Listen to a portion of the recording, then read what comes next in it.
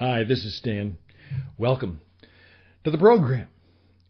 It's a Thursday, and the program title for today was to be on the most expensive mistakes that a leader can make. We were going to talk about some great mistakes. But then the news interrupted, and right now, one of the most famous comedian, performers, entertainers in America for many, many years, a gentleman named Bill Cosby, here at the age of 80, in his 80s, has been convicted of serious, terrible crimes, of sexual abuse, assault, and rape. And now, his life of great accomplishment and great achievement is all going down. It's all being lost. What a terrible and awful mistake. I'd like to take a few minutes to talk about some mistakes that we all make, and perhaps as a business leader, the mistake you need not make, and you can do it better, and we can help you. That's what today is all about. This is Radio on the Edge, and this is the Jesus Entrepreneur, and it starts right now.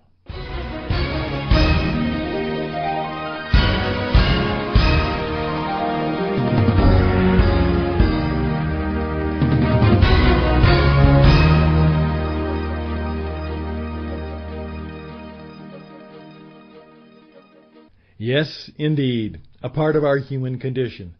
Making mistakes. We all do that. One person once said to me, I don't think I've made too many mistakes. Well, I know the reason for that is because they haven't done too many things. Well, if you don't do much, you can't make mistakes.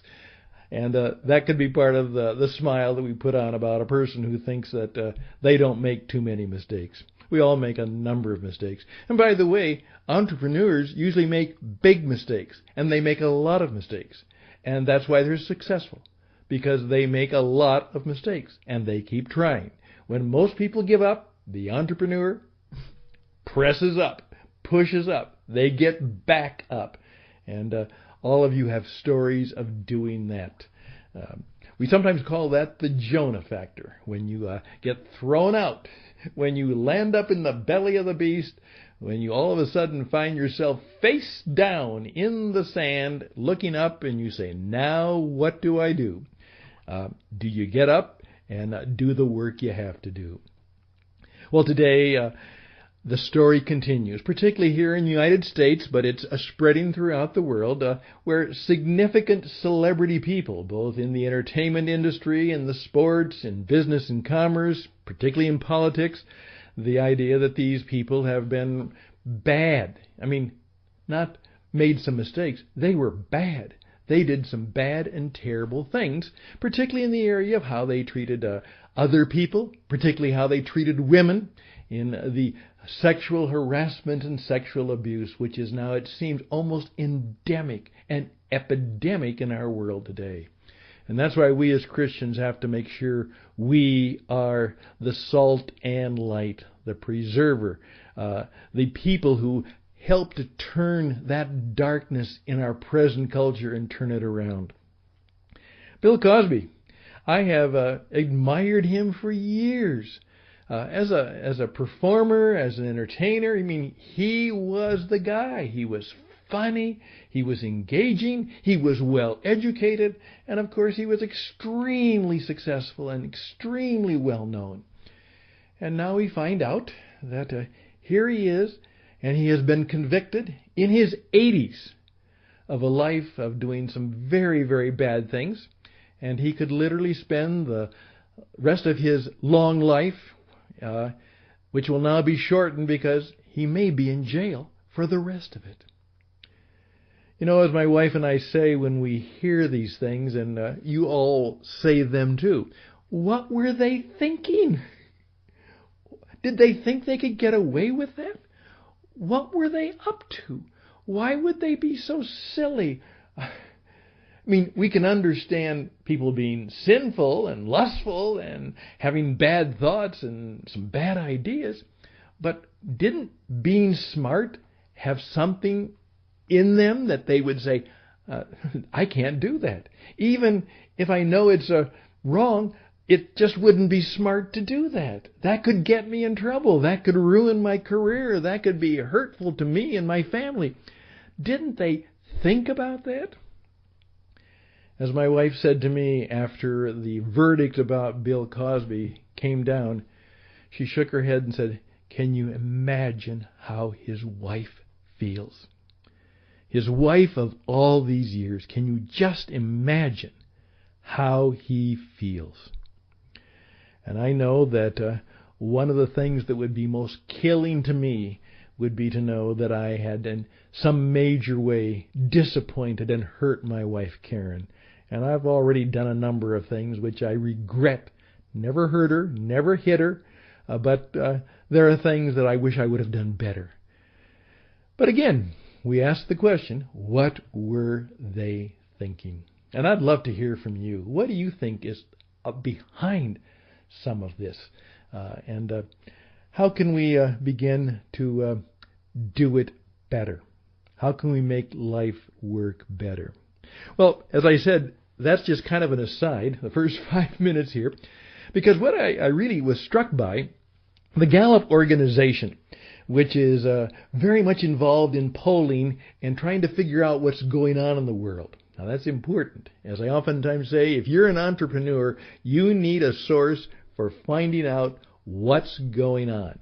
I oftentimes have said that every entrepreneur needs a Bugs Bunny in their life. And what I mean by that is you need somebody who's always asking, what's up? What's going on here? What's up, Doc? What's going on? Somebody says, why are we doing that? What's up? And it's good for you to have somebody in your life, in your team, on your maybe at least friendship, if not literally on the payroll, whose part of their job description is to be the rabbit. They're always looking around and saying, why are we doing that? What's up? What's going on here?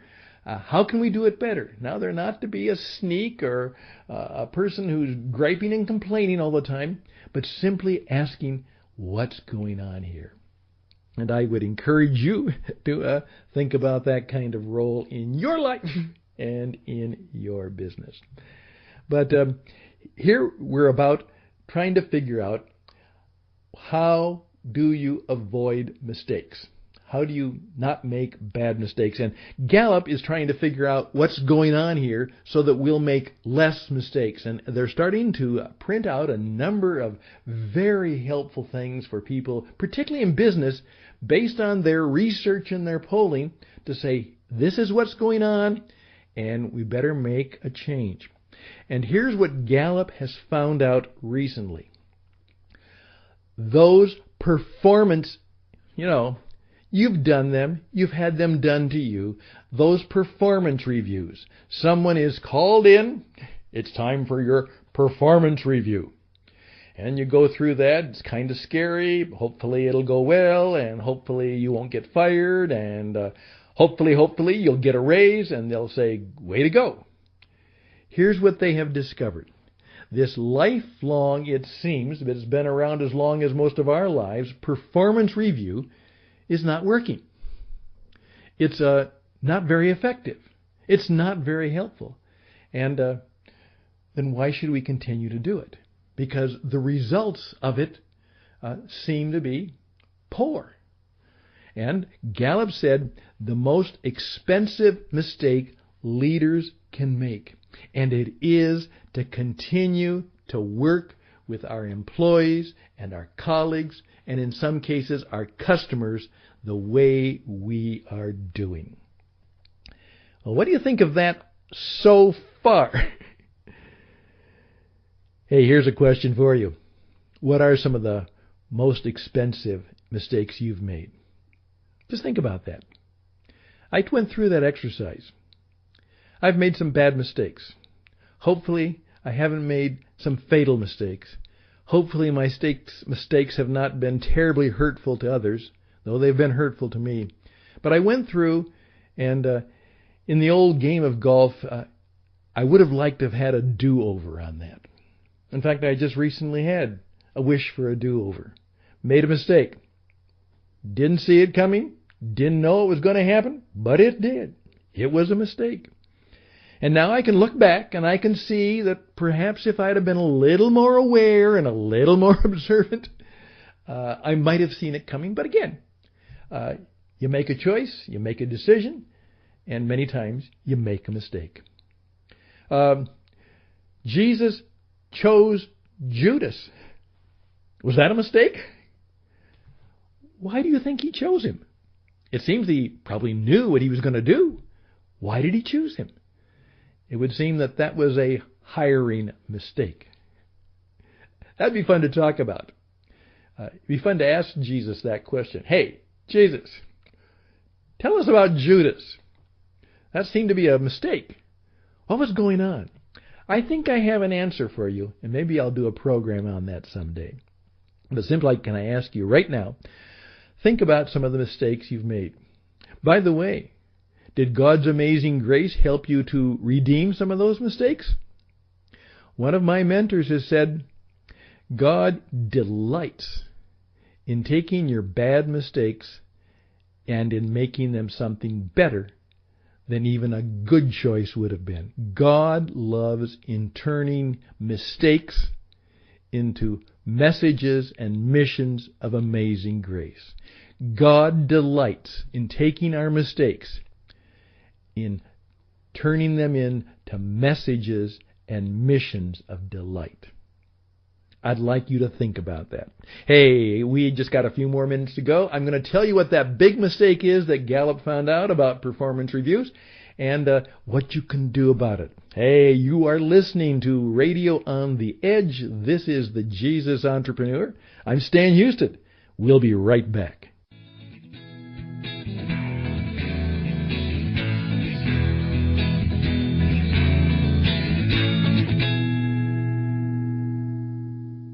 Here we go. Well, have you thought about that? My mistakes. And is God going to redeem some of them? I sure hope so. You know, He's done it a number of times for me before. And sometimes, as someone said to me one time, God can heal, but He may leave a few scars. God can heal, but He may leave a few scars. And even the resurrected body of Jesus, of course, bore the scars. Maybe that's a reminder of something. Hey, here we go.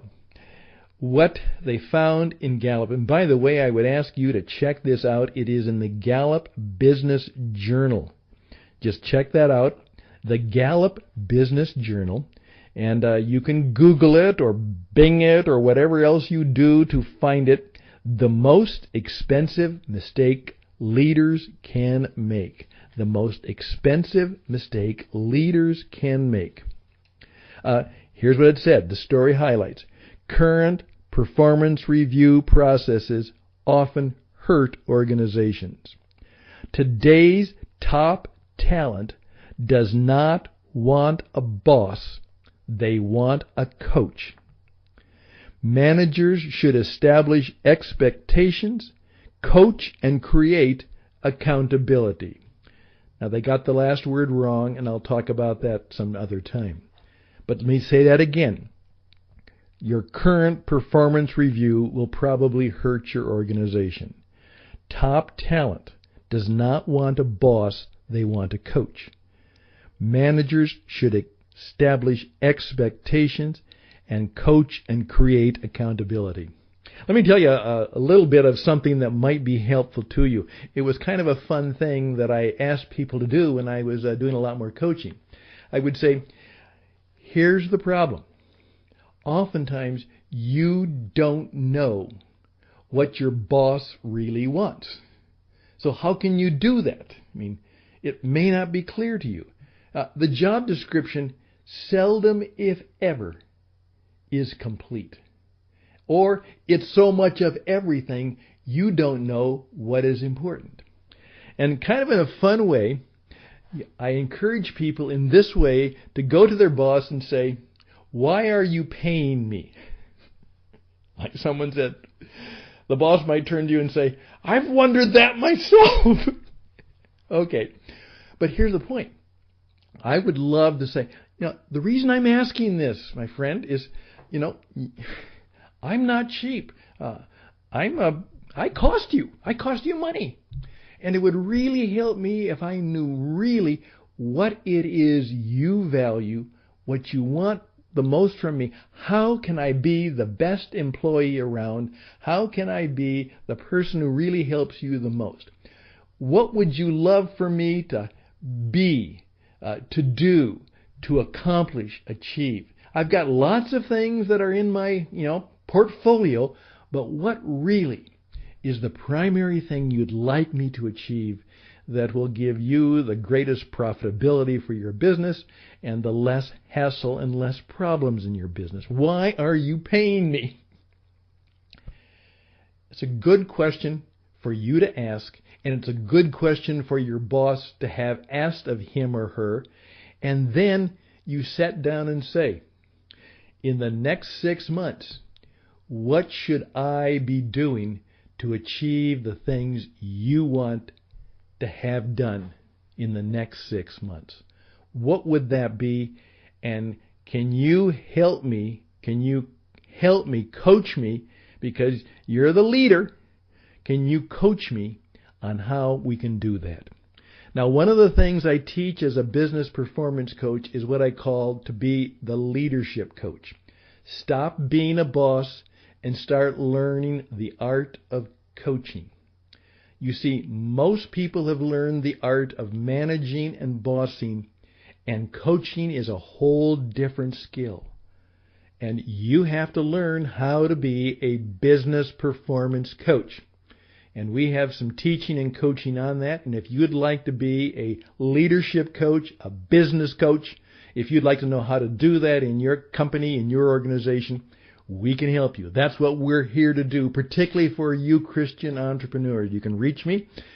I'm Stan, and I'm one of the co-founders of the Christian Entrepreneur Network. We're one of the leaders. We do the program. We can come into your place. We can even do a 20 to 30-minute video for you that you can play and show to your colleagues and to your employees. We'll be glad to do that, either online or in person. So reach out to me at radioedge77@gmail.com, radioedge77@gmail.com. That's the deal. What we're going to have to do is to take seriously that our performance review is generally a negative experience and it leads to depression. We have to turn it into an expression of positive aspirations and expectations. It has to be not a deficit guide, it has to be an achievement path. And perhaps that might be something that we all need to learn about and be more like Jesus. Jesus did not spend a lot of time telling people what was wrong with them.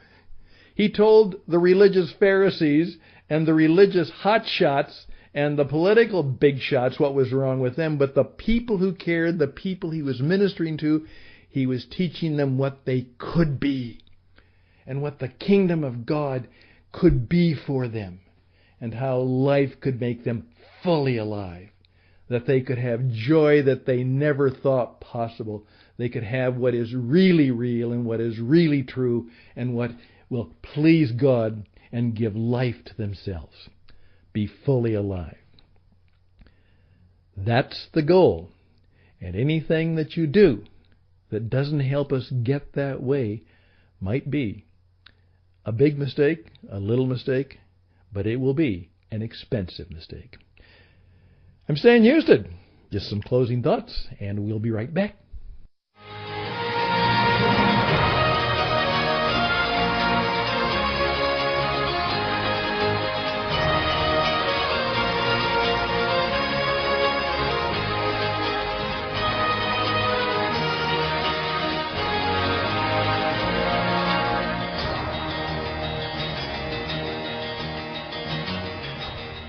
Thank you for your time. We'll see where it goes. We'll be back on the weekend.